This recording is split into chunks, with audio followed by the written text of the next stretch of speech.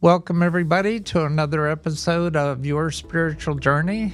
This is Dr. Bob, and this is the space and the place where we talk about things important to your soul. As always, we ask that you like us, leave comments, subscribe, maybe even support us on Patreon. All of that helps keep us on the air. So this series of episodes in season 14, these first 6 episodes have focused on helpful ways to find and maintain your peace in times of chaos and confusion. Episode 173 dealt with a new perspective on the Tao Te Ching and how to apply the 81 lessons to your life. The next 4 weeks explore different approaches and techniques to find more peace and to maintain that peace. And today, we look at a book that goes back in antiquity to see what the Buddha has to say. So today's guest is Peter Coyote. He's an award-winning actor, narrator, and teacher. And he began a career in film at age 39 after living nearly a dozen years in the counterculture during the 60s and 70s. He's recognized for his narration work. He narrated the PBS series The Pacific Century, winning an Emmy, as well as 11 Ken Burns documentaries, including The Roosevelts, for which he won a second Emmy. Now, since turning 39, he has performed as an actor for some of the world's most distinguished filmmakers. And to date, he has made over 150 films. Mr. Coyote has written a memoir of his counterculture years called Sleeping Where I Fall, which received universally excellent reviews, and it appeared on 3 bestseller lists and sold 5 printings in hardback. He's also the author of The Rain Man's Third Cure, Tongue of the Crow, and The Lone Ranger and Tonto Meet Buddha. Today, we will be discussing his 2024 book, Zen in the Vernacular. A Zen student since 1974, it was in 2011 he was ordained as a Zen Buddhist priest, and in 2015 received transmission from his teacher, making him an independent Zen teacher. So, welcome, Peter Coyote. I'm going to turn the mic over to you to let us know about your spiritual journey from childhood until now. Sure. Thank you, Dr. Bob. One small correction. Okay. No one calls coyotes Mr. Oh. You described me as Mr. Coyote. Okay. That makes me laugh. Anyway, my name's Peter. Thank you so much for having me on. So, I think that people who have a spiritual awareness have always had it. And it may be cumbersome sometime, it may be confusing, they may not know what to do with it. In my own case, I can remember being a very, very young boy and seeing a robin, the bird. Mm-hmm. And it was kind of outlined in black ink. I saw it as completely separate from the environment. And it struck me as just a magical creature. I could feel that its awareness was the same as mine. And then I had great good fortune. My dad had a ranch. We raised cattle. And the manager of the ranch was a hero of mine. His name was Jim Clancy. He was a Scotch-Irish, cowboy, handsome kind of man. He'd been a game warden. And he'd been in gunfights in Florida protecting the egrets from New York milliners. But he was a deeply spiritual man. And when I was 10, he gave me a book called Kinship with All Life, which was about a dog named Strongheart, which was a big movie star dog that a friend had house sit for. And he realized how intelligent the dog was And that set him on a journey of discovering intelligence in animals up to where he could get houseflies to jump from finger to finger. That book really impressed me. And so I always had this feeling that animals could talk. I would sometimes hear what they had to say in red letters running across my forehead. There was a time when I wanted to trap. Used to read a magazine called Fur, Fish, and Game, and I saw a kid about my age sitting with a big string of animals he'd caught. So my friend Jim Clancy taught me how to set a trap, and the first thing we caught was a weasel. And when we came to the trap, it looked at me and it said, "What are you going to do with me?" I mean, just could see it in red letters going across my mind. And I turned to Jim to say something, but he'd already killed it with a stick. Then I had to skin it and put it on a stretching board. And the next day we caught a crow, a big crow. And the crow said, "Don't hurt me." And he killed it before I could say anything. So I stopped trapping. So I didn't know what to do with that perception. I did a lot of hunting when I was a young man. I was a marksman. I was taught marksmanship at a camp. When I became a Buddhist, I stopped hunting, but certainly the weight of all those deaths live with me every day. I feed 30 crows every day at my house. I call them in, and they come flying in like a Hitchcock movie. And then I was in biology class once, and my biology teacher was a very tender, loving man named Mr. Ogilvy. And he put a leopard frog on his hand. And he said, "See, this is a leopard frog." And there was this frog, it was breathing out of the sides of its neck, and it was glistening, and it was alive. And suddenly, before I knew what he was doing, he stuck a needle on a red dowel through its spine and killed it. And he said, "And that's called pithing." Well, I understood that I was not going to learn anything that I was interested in biology class. So I just continued to live. And during the counterculture, I took a lot of peyote, a lot of LSD, always in some kind of spiritual quest. I mean, I was not dropping acid and going to the mall. And I'd read a lot about Buddhism, but I didn't know anything about it. But my good fortune brought me to meet a man named Gary Snyder, a poet and a guy who'd lived in Japan for 9 years in a Zen Buddhist monastery. And he was the hero of the Beat Generation poets. Jack Kerouac wrote a book about him called The Dharma Bums, in which he's named Jaffe Ryder. And when I went to meet Gary, I realized this was a guy unlike anyone I'd ever met. Most people, myself included, are what I call unevenly developed. We have a talent that we pay a lot of attention to, and then we tend to let the rest of it go. When I met Gary, I saw a guy who did everything as well as he did anything. He paid the same attention to cooking breakfast for his kids as he did to fixing his truck, as he did to writing a poem, as he did to building his house. And I thought, this guy knows something. And being a farm boy, I would go up and I would work with him and be helpful. And we developed a deep friendship. And when in 1975, he won the Pulitzer Prize, and Governor Brown of California asked him to start an arts council of working artists. And he asked me to join him. And it was a turning point in my life, really. It got me kind of out of the counterculture.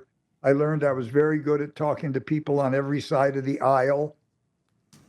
And it gave me the permission structure to say, I'm going to try the movies, because I was a single father. My daughter's mother had run away. My dad had died below broke. And I came out of the counterculture with no money.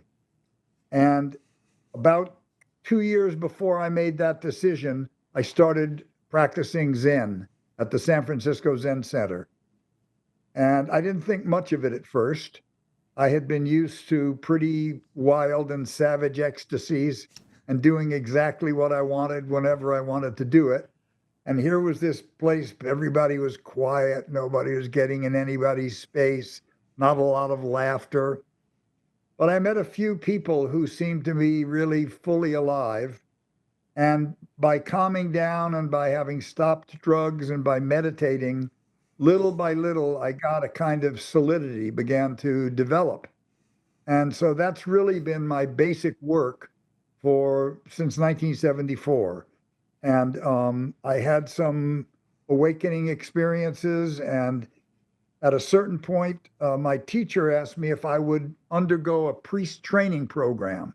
And I said, well, I'll do it for you, but I'm never going to be a priest. I'm not doing that. And he said, well, just see what you learn. So I went down to this 3-year program. We would meet for 3 days, like every month. And I was so impressed by the people that I met and the level of their commitment and how kind of stable they were that I went back and I asked my teacher if I could ordain. And I did that. And so by 2011, I had been, I'd been meditating over 30 years. And so in, I think it was 2015 or 16, he transmitted me, which puts me in the lineage. I have you make these big silks, or you have a little diagram called a Kechimiyaku, and it has the name of everyone in your lineage from Buddha all the way down, and you're the last name. So it's pretty moving to have to write this and copy all those people. And I took a vow not to teach or do anything for 5 years. I just thought I better season. I don't want to blow this. And I actually started a couple months before 5 years because the pandemic hit and people began asking me to give Dharma talks, which I did on Facebook all through 2020. And then through that, I collected some students, and I've transmitted 2 people to succeed me, and I've given what's called lay entrustment to my senior students, who are people that don't want to be priests, but they're senior and they could teach, they could, within limits, they could make a group and give lectures, but they kind of stay under my observation. So that kind of brings me up to the present, I think. Okay.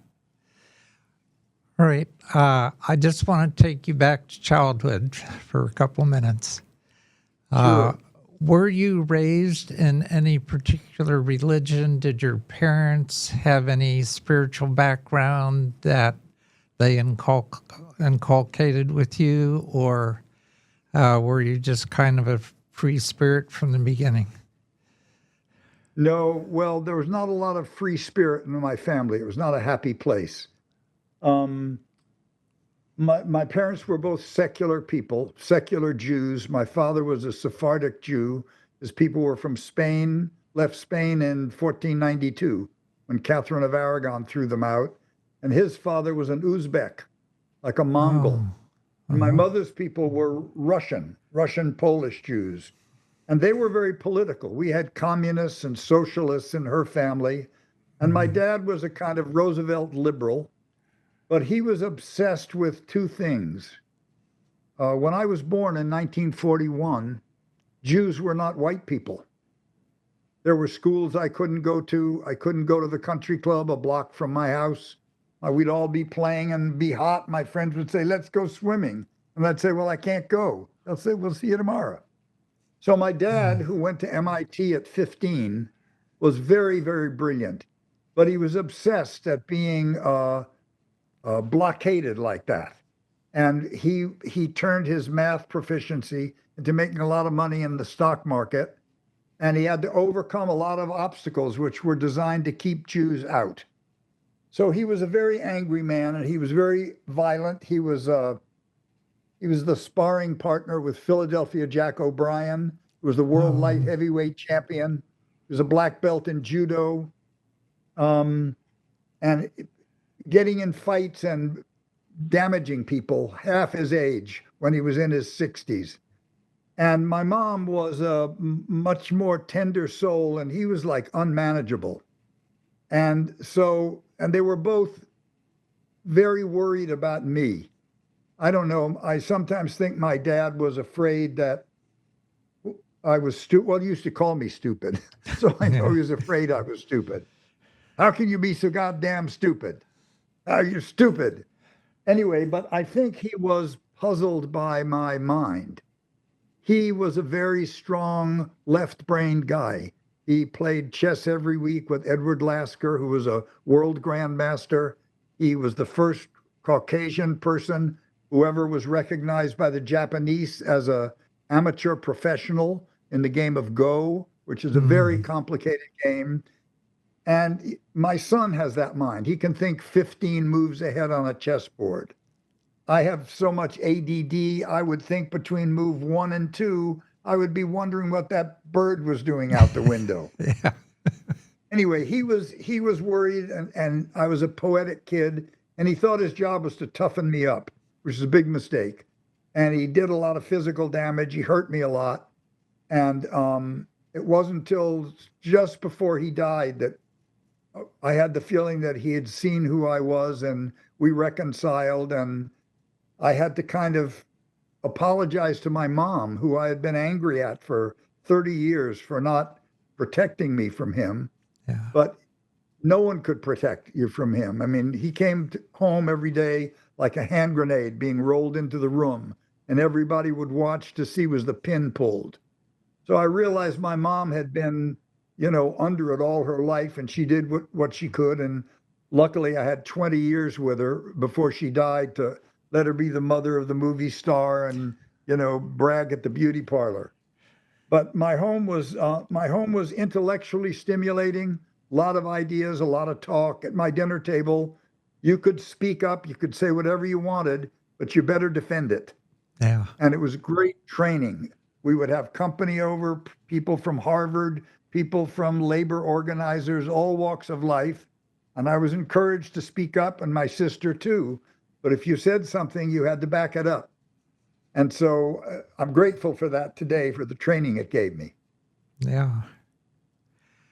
Yeah, that sounds like a pretty tumultuous upbringing. Well, it only took me 10 years of heroin, 15 years of psychotherapy, and 50 years of Zen to get it stabilized. Well, I can identify with one piece, I guess, of needing to figure out what forgiveness was all about, and to be able to, I guess, forgive myself first, and then go through that with a parent and a step parent. So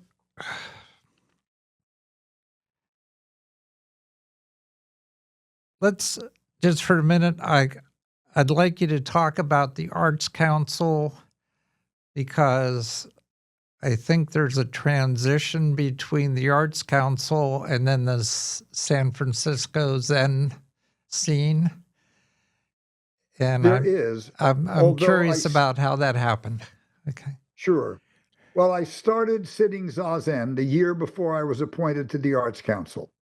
Gary Snyder won the Pulitzer in '75, and that's when Jerry Brown, who was governor, set up the Arts Council, got him to set up the Arts Council. And we did something that was quite unique. There was a very brilliant African-American sculptor named Noah Purifoy. And on his acceptance speech, he talked about something called the creative process. And he described the creative process as essentially a problem-solving mechanism. And he said something I never forgot. He said, all artists work basically the same way. You get a hunch, and that hunch or that impulse presents itself as a line or a splash of color or a few notes of music or a sentence. And then you back up and you evaluate what you've done logically and see what it infers, what the next thing is. And so by moving back and forth that way between intuition and logic, you're actually exploiting both hemispheres of the brain to amplify their communication. And when he said it, I got such a shock of recognition. I understood that's what I'd been doing my whole life. And we organized the Arts Council to run that way. So we didn't stress giving people money to make art, because that would have gotten us in a lot of trouble with conservatives who would say, let the market sort that out. Yeah. So what we did was we offered artists to the state as creative problem solvers. And we got artists into schools, into senior citizen centers, into community centers, working with people. Let's say artists would go into a school and the kids would want to do a mural. So the artist would teach them how to graph it. And by graphing it, he would be teaching them math, incidentally. And because they were engaged with something that was interesting and fun, they would just absorb the cognitive information readily. And so we did this, and we created 14 interagency agreements with departments of state that would never be cut. Department of Corrections, Department of Health and Services, Department of Education. So we would send artists into a school and the kids would want to talk about teenage pregnancy. So we made a film. 2 filmmakers went in, they made an Emmy-winning film that these kids designed. And what we could demonstrate to legislators was that when you give people something that they can throw themselves entirely into, it changes them. They may not become artists, but they'll be better plumbers, they'll be better doctors, they'll be better lawyers, because they'll have had an experience of total concentration and total commitment. And my second year on the council, I was elected chairman. And I was chairman for 4 years until the legislature passed a law forbidding me to do it again. But I'll never forget the first year I had to go back and say to them, you know, you gave me, I forget what it was, $500,000 last year. Our first budget was $1 million for the state of California. That doesn't even come out to a penny a person. Right. So I said, you gave me $500,000 to do this Department of Education program, and it didn't work. And they were shell-shocked. Nobody had ever said that before. And I said, but what we learned was A, B, C, and D. This is applying the creative process to it. And will you fund it again for a second year? And we can do this. They funded it for the whole 8 years that I was there. And although we never got to test hard data scores because Jerry finished his 2 terms, we could clock absenteeism went down, discipline problems went down, teacher morale went up, graffiti went down, janitor overtime went down, and everybody said that the programs that we were running was why they were coming to school. So I realized that that art itself was a healing and problem-solving device, and creativity didn't necessarily have to have an aesthetic dimension. That, you know, and you didn't even have to be a great artist, even to play the piano poorly. You still have to know scales, which is left brain, and you still have to be able to interpret what you're playing with feeling, which is right brain. And we got the legislators to understand this, and they became fascinated with it. And so much so that on my last Finance Committee hearing, I was sitting at a table with the 3 Mount Rushmore conservative Republican legislators who ran Department of Finance.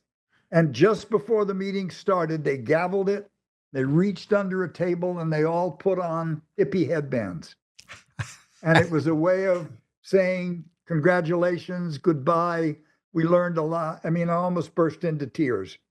So it was a very formative thing for me, and it gave me the understanding that in order to make a success of that, I had to learn how to talk to all kinds of people. And so I had to make friends with conservative Republicans, and it wasn't hard. We'd talk about hunting and dogs and farming and all this stuff, and they saw that I was sincere and I wasn't judging them. And they would vote my budget through. They would override the legislative analyst who was trying to cut my budget. They'd get me my money, and then they'd vote against me personally on the record because their constituents might not like me.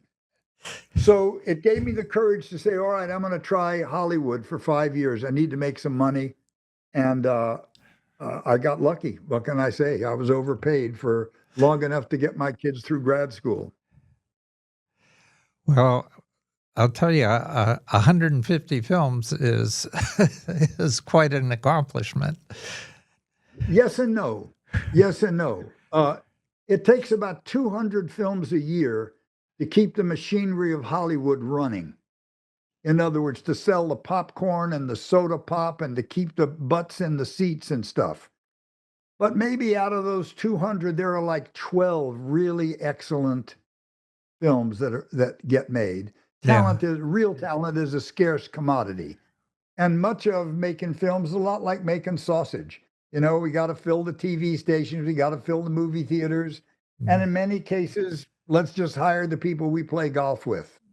I was not a superbly gifted actor. I was good enough, but my real love was writing, and I didn't want to write for money. And so I thought, well, maybe Hollywood would give me an opportunity. I treated it like a job with discipline. I worked hard. I knew my lines. I didn't fight with people. I didn't show off. And I made a good living. I'm living on a union pension these days, for which I'm really grateful. But I never really made the top tier. I worked with top tier directors, but except for E.T., in which I wasn't the star, or maybe A Walk to Remember, in which I wasn't the star, or a couple others, I was just a good working actor. Yeah. So those two films that you just mentioned, were those your favorite roles, or do you have any particular roles that really stood out to you to say, this is my best work? Yeah. I mean, I did a film for Roman Polanski called Bitter Moon. I did a film in France called A Man in Love. I'm really proud of that work. Uh, I did about 5 films in France in French. Um, I did a little silly film called Time Rider, like a little science fiction Western, which I loved because I got to do all my own horse stunts and stuff and ride my horse and jump over walls and ride through a restaurant. It's not like I didn't like it. Yeah. It took me all over the world. I could meet anybody that I wanted to meet. Um, but I just knew I was never going to be like in the best ranks. I'm not Daniel Day-Lewis, or I'm not Sean Penn, or, Benicio del Toro. But, not everybody is, and it takes a lot of people to make a film. You can have a king, but if nobody's there to act afraid of him, you don't know he's powerful. Yeah. So your most acclaimed work has been as a narrator with Ken Burns, and I guess prior to that, what got you into that genre? The whole thing with doing documentaries. So when I came to San Francisco, the counterculture had kind of ended. All the communes I'd lived on, we'd gotten evicted. We didn't own our land except for one deep in the wilderness commune called Black Bear, of which I'm still a 1/200th owner of. And our kids were growing. They needed to be near schools. And basically, we needed to get individual economies. And I didn't have any economy. I was working as a poverty artist. There was a program called CETA, the Comprehensive Education and Training Act. And a guy named John Kreidler decided to apply it to artists in San Francisco. And I showed up as one of 1,000 people, and I got one of the 100 jobs. So I needed a way to make a living. So I made a CD, and I used all these voices talking about what an idiot Peter Coyote was. Don't put him in a room with a woman. He'll jump on there like a kangaroo. Anyway, it's very funny. And I just put my name and number on it, and I looked up every ad agency in San Francisco. And I went and I dropped them off, said, I'm new in town. I made it seem like I'd been doing advertising all over the place, and just dropped these things off. And pretty soon, I hadn't made $2,500 a year for the last 12 years. And all of a sudden I was making triple scale, $1,500, doing these voiceovers. And then by that time, I broke into the movies and I started doing movies. And once you get a little fame, then there's a category called celebrity voiceovers, where, you don't exactly know who it is, but you think, that sounds like Gene Hackman. That sounds like Martin Sheen. That sounds like, some other big star. Yeah. Anyway, and those things pay a lot. And those things began to cover me in the down periods to when I was off, because in a film, you get a job. If you're lucky, you'll work for 3 months and then it's over. Your bills haven't stopped, your tuition hasn't stopped, your mortgage hasn't stopped, your gasoline hasn't stopped. And you've got to, I used to say, piss ice water. You've got to really save your money and be careful. And so voiceovers really helped me. And I remember once, what was his name? Steve, the guy who played Superman. This is a senior mind. Steve Reeves. Steve Reeves. Yeah. Was playing Superman, and he was a big star. And he came to me once and he said, "Hey, Peter, tell me how you get into that voiceover thing, man. That's a good thing." I said, "Okay, Steve, tell me how you get into those multi-million-dollar salaries." And I told him, I said, "Come on, leave something for the little people. We live on those things. Don't hoover up everything." So anyway, I did well enough. But that's how I got into voiceovers. And so the people who produced the Civil War for Ken Burns, they were doing a series called The West. And they asked me to narrate it, and I did. And Ken heard it, and he liked it. And so he wanted to meet me. So I said, okay.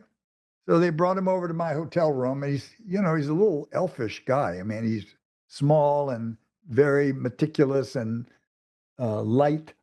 And so he came in carrying about 12 scripts, and there was about 6 yellow legal pads on top of that. And there was a box of CDs, and there was a box of pencils, and there was a box of highlighters. And I said, "What is that? What's all that?" And he looked at me, I was kind of stupid. He said, "Well, these are the scripts you'll be reading. These are the highlighters so you can highlight your lines. These are the pencils so you can make notes. These are the DVDs so you can watch them and you'll know what you're doing." I said, "Oh no, I just do it when I get in the studio." And the temperature in the room dropped about 25 degrees. And he said, "That will never work. You don't know how impeccable I am." And I said, "You don't know how good I am." Temperature dropped again, and he said, I didn't flinch, neither did he. And he said, "Okay, I'll rent a studio and we'll do it for a month. We'll see what we get." I said, "No, it's 9 episodes.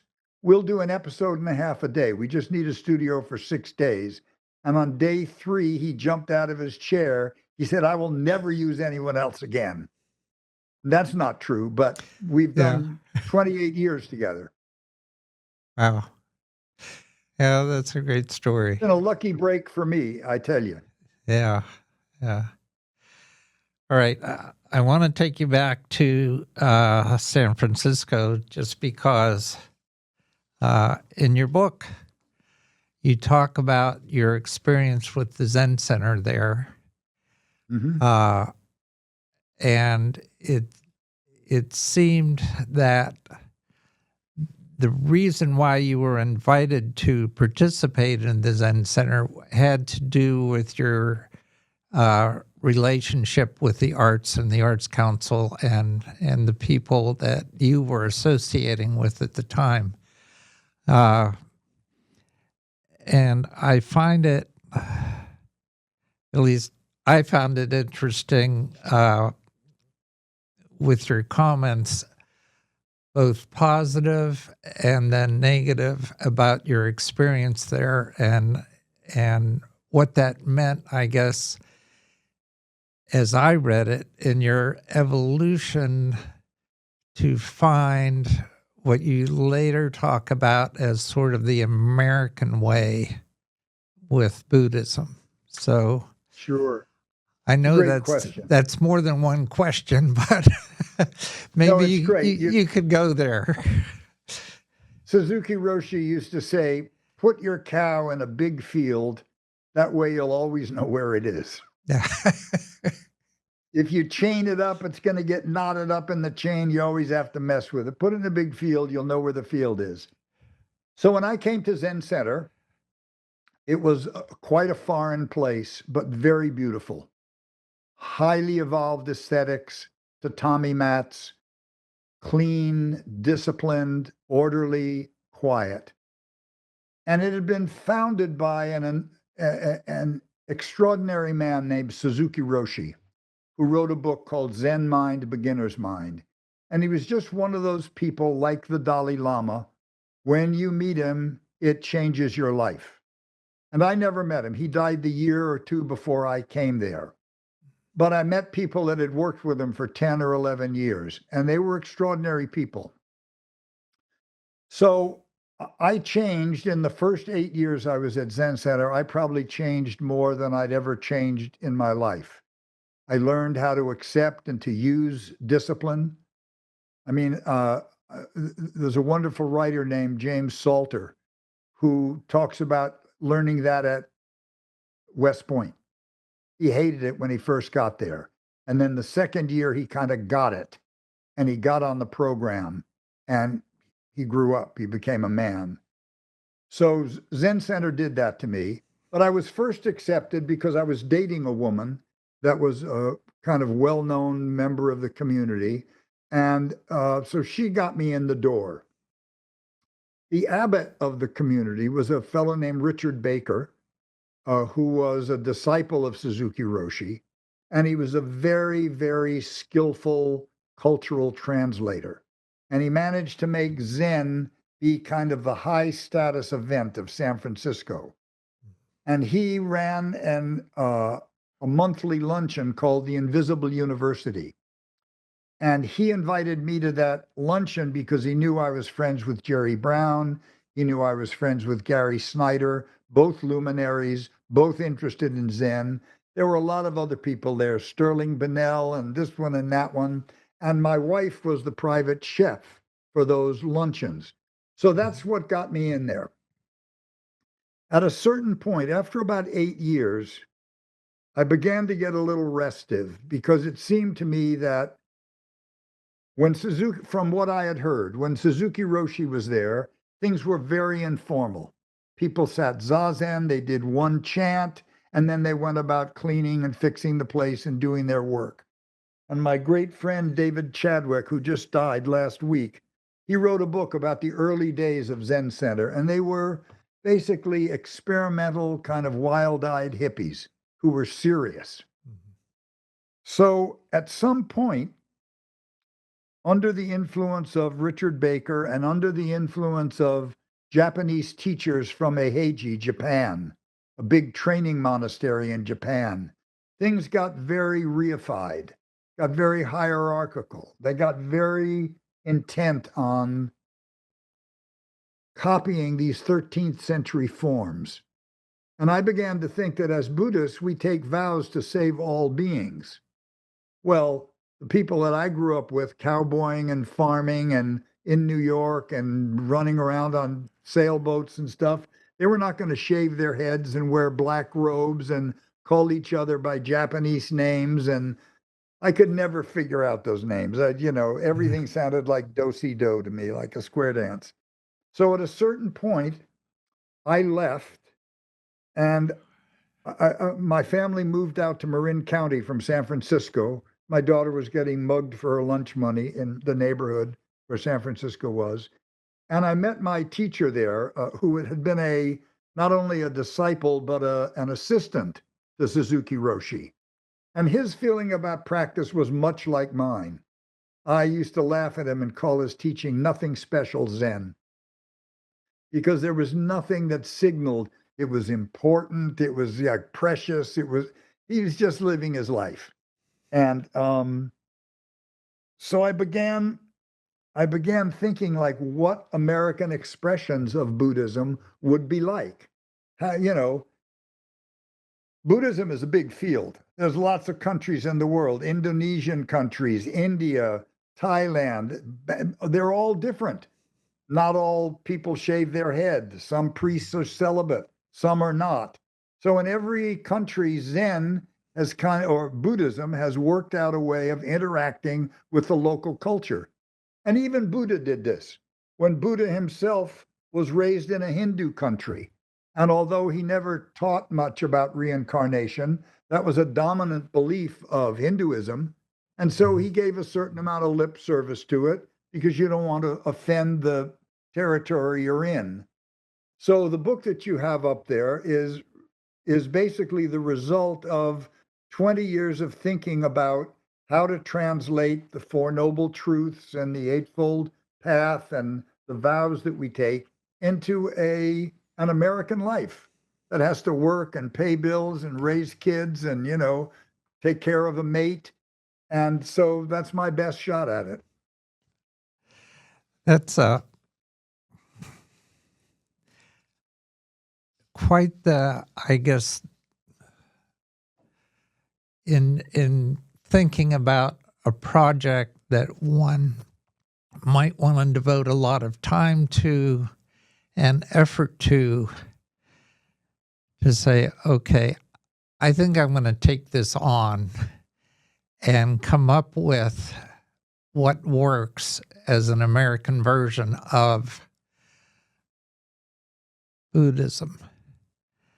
So I am curious to know how successful you feel you might have been with that.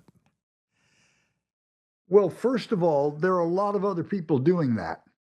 Okay. In other words, the same pressures are on lots of Zen centers. They have to have patrons. They have to pay money. They have to keep the physical plant going. And I've been at lots of Zen centers where people were making various accommodations with secular life. San Francisco Zen Center was kind of unique because it got a lot of money from Lawrence Rockefeller. It got a lot of money from the Johnson family. And Richard Baker was extraordinarily skilled at wooing these people and presenting a highly polished, high status, impeccable product. He sort of figured out it would be a lot easier to get money with that kind of a setup than a bunch of bearded guys running around, Yeah. in flip-flops. So I don't want to take undue credit. In other words, this is all Buddhists, hopefully, are involved in some kind of century-long project of adjusting their practice to the culture of America, finding out ways to talk to people, to help them with greed, with hatred or anger and delusion, to express kindness, to deal in politics without creating the problems you're trying to solve. If you get in a fight and judge people politically, or how many times have you been in a room with somebody who's screaming at you about peace? So we have an obligation as Buddhists to live according to our vows, even in the midst of strong feelings and passions.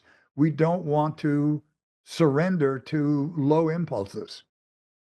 But we're not immune. I mean, several years ago in Myanmar, Buddhists were burning Muslims alive. They had a weird super patriot, MAGA type guy. So no one is immune just because you say you're a Buddhist or a Christian. Christian nationalists are not following the edicts of Jesus. Not with AR-15s, they're not. Yeah. So we're trying to find the ways to apply the teachings of this teacher who was not a god, who had stressed over and over and over again was a human being who solved the problem. And the problem is the feeling of separation between self and other and the rest of the universe. So that's what we work at. And to the extent that it's useful, people seem to be interested in it. And to the extent that we're skillful, we're able to translate it. And to the extent that we're not, they think we're a cult. Yeah. Well, I have to say, in reading your book, And I have interviewed other Buddhists. In fact, someone who wrote The Empty Path, I had him on last year. In reading your book, I decided that I've got to go deeper into Buddhism personally. Oh, that's a great compliment. Thanks. And I looked up our local Zen center, and they practice, well, they have a temple, and it's Soto Buddhism.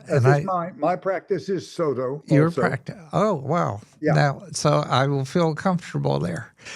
Yeah. So I'll tell you. So there are two schools, basically. One is Rinzai and one is Soto. Rinzai was the more aristocratic school.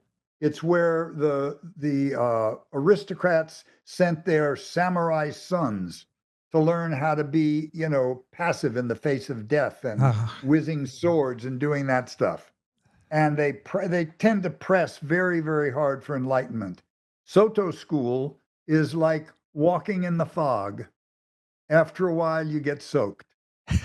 We don't think too much about enlightenment. We just follow our practice, and when the fruit's right, it falls from the tree. So, since you're interested, let me tell you a little about Buddhism, about what Buddha said. Go for it. So, the very first thing that Buddha said when he was enlightened, he thought for 49 days, the legend has it, thinking this is too subtle. I don't know how I'm going to explain this to people. But his sense of compassion made him want to try. So he walked back to the guys that he had been living in the jungle with as ascetics for 6 years. And even when he was walking down the street, they saw he was different. So he gave a little talk, which was called the Four Noble Truths. So if you think noble, dignified, worthy of respect. If you think of true, it means real. Has to mean real. So the first noble truth he called dukkha. D-U-K-K-H-A. And it was kind of mistranslated by early Christian translators as suffering. It sort of fit into a Christian mode. But he defined it. He didn't call it suffering.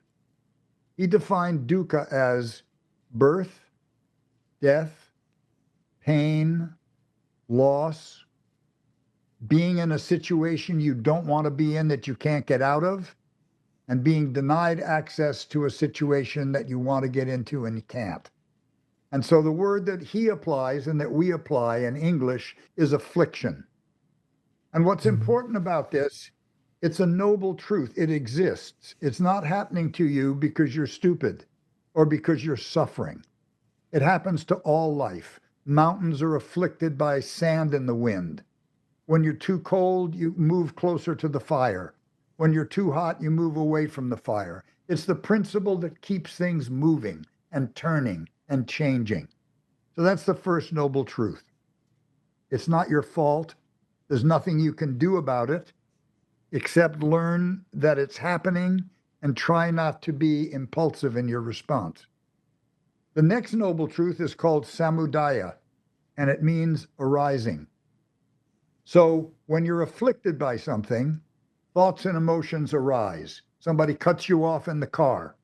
You get angry, you get fearful, you get vengeful. Nothing wrong with it. It's not your fault, as long as you don't act on it. Affliction produces samudaya. Now, the third noble truth is the first one you can do something about, and it's called nirodha. And the image of nirodha is a clay wall that peasants used to build around a fire pit to keep the flames out of the village and from jumping into the houses. It's a container. And what nirodha is meditating and learning that by sitting still, you can withstand any thought that arises. Because we don't get in trouble by what we're thinking and feeling. we get in trouble by running away from what we're thinking and feeling. Mm-hmm. We don't want to accept something. We wind up spending too much, drinking too much, taking a drug, winding up in the wrong bed. It's always the running away. But when you realize that as the more you sit, you develop confidence in the posture, confidence in just being there, your mind quiets down, and you learn that you can withstand whatever arises within you. At that point, the last noble truth is called Marga, and it's the Eightfold Path. And the Eightfold Path are like a series of observations and questions we ask ourselves as we're trying to model the life of a Buddha in our own life. Is my point of view correct? So Buddha's point of view is that nothing in the universe stands alone. You look like you're over there and I'm over here. That's half the truth. That's true. But the other half, which we forget, is that we've never been separate from oxygen, from sunlight, from water, from microbes in the soil, from pollinating insects, from birds protecting the plants from the pests. We're all part of like one big thing, like ticks on a body of a dog. And both are true. If you accept just one, you're leaving out, if you accept just the single, I'm here and you're there, well, you're going to feel tiny and weak and helpless next to the immensity of the universe. But if you balance that by realizing, wait a minute, I am the universe. Oxygen is not something different from me. Oxygen is my life. Sunlight is my life. Rain is my life. And even the place of the universe in space, if we were closer to the sun, water would burn off. If we were farther away, it would freeze. We wouldn't be here. And that's being held in place by all the gravitational forces of the universe. So when we remember that, it makes it easier to kind of identify where we are and what's going on. So there's right view, it's right speech. Am I speaking to you like you are a product of the same universe that made me? I don't like the fact that I'm made by the same thing as Donald Trump, but it's unavoidable. He has equal standing to be here. And maybe if I'd had the same kind of father he had and the same kind of betrayals, I would grow up just like him.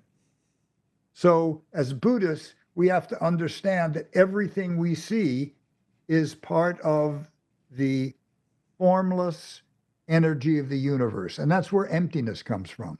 What emptiness means is empty of a fixed self.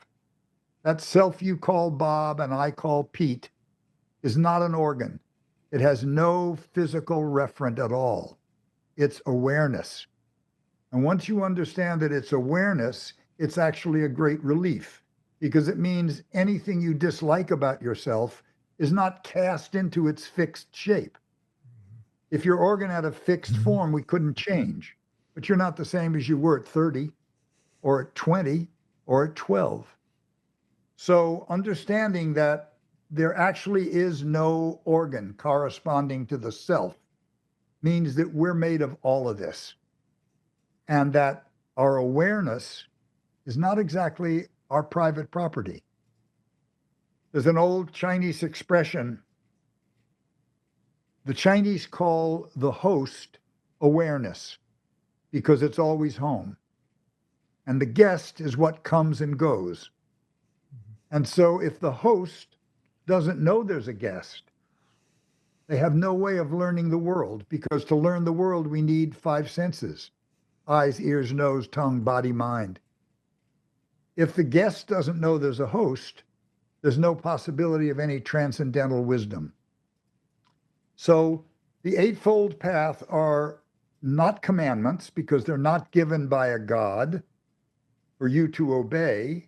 They're given for you to check out in your own nature. What is my deepest, quietest, intuitive response? Am I speaking to you as nicely as I can? Am I treating you with the same respect I would demand of myself? Am I applying Buddhist energy? Am I giving my wholehearted, energetic response to what I'm doing? There are 8 of them. I have to keep them written down because I'm so old now that I forget. So I don't know where they are. But anyway, that's basically And emptiness, what emptiness actually means is that everything's connected. If there are no fixed boundaries around things, everything is conjoined one way or another. Yeah. And when we forget that, we get in trouble. We may not like the Iranians, but we're sharing the same earth with them. They're not an evil race of beings. They have a history, they have things that have happened to them, including our overthrowing their elected democracy in 1953. So Buddhism makes you look at the world not only from the point of view of your own small mind, but from the big picture of being related and interdependent with everything. And that's what makes it interesting to me. Yeah. I know we're already starting to run a little short of time, and I have a question to throw at you because I know that one of the basic precepts is to do no harm, and that leads to becoming vegan and not eating the flesh of animals or eating animals or fish. But my own beliefs are also that plants are sentient beings, just as animals are sentient. And that leaves me in a quandary. Sure, it's Because supposed if I was not going to eat animal life and I was not going to eat plant life, there's not a whole lot left to eat. So I was just curious about your response to, okay, it's not fine to eat meat and fish, but it is okay to eat plants. And, you know, for me, that leaves me in a quandary, I guess. Sure. Well, you're supposed to be in a quandary because it's a moral question that's being asked. And what you actually find is that it's an impossible precept to keep. So that doesn't mean you just throw it out or that you abandon it. You set that as a standard, and then you figure out, how do I do this in this life? The Dalai Lama has been prescribed meat now at his age, 93, by his doctor because he needs the protein. When I was young, I was a serious hunter. I've maybe killed 50 deer in my life. I don't eat red meat hardly ever anymore. The question is, you will do harm. So what's the relationship to the things that you do? And for my way of speaking, it's reverence and gratitude. So I don't make my diet your problem. If I go to your house, I eat what you serve me.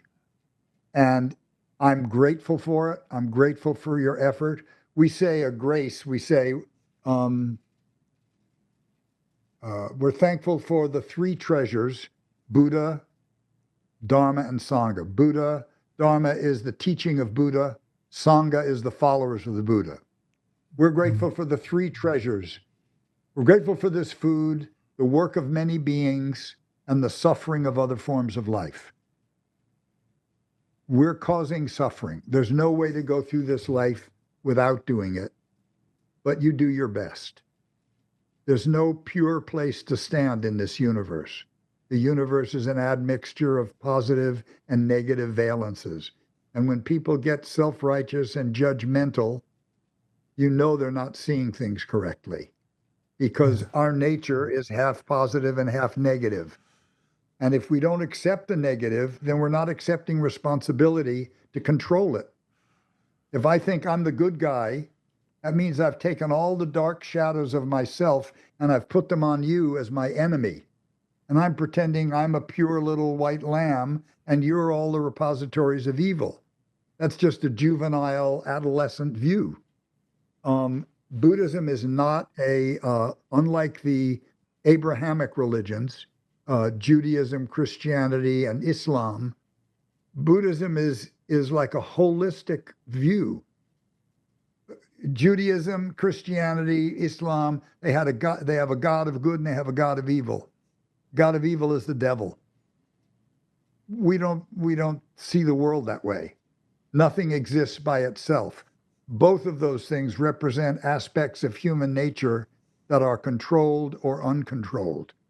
We don't even use the word evil because you can substitute other words, which are behaviors and characteristics, cruelty, meanness, delight in hurting others. But evil sounds like an always recognizable ingredient. And you're just saying, not me. But I have meanness, I have jealousy, I have envy. And if I didn't know that and own it, I wouldn't have to watch that it doesn't get past my teeth or get into my muscles. So I think that you want to try to avoid purity and think, this life, what do I do? How do I do my best? I'm still feeding crows at 84, or crows that I killed as a young boy. Yeah.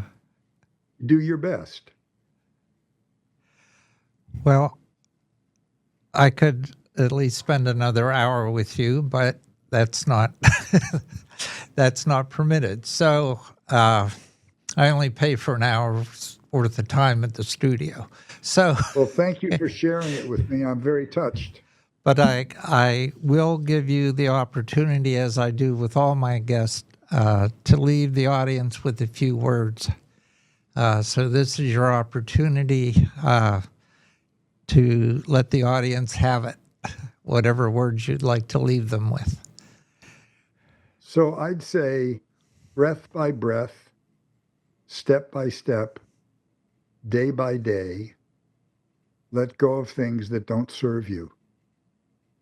Anger, greed, aversion, and delusion. And just work on returning to your body and your breathing and your recognition that you are a product of the entire universe. You're not separate from it. If you meditate, everything will take care of itself. Okay. Audience, as always, take what resonates with you, incorporate it into your life, and put the rest on a shelf until you're ready to deal with it. And until next time, this has been your spiritual journey.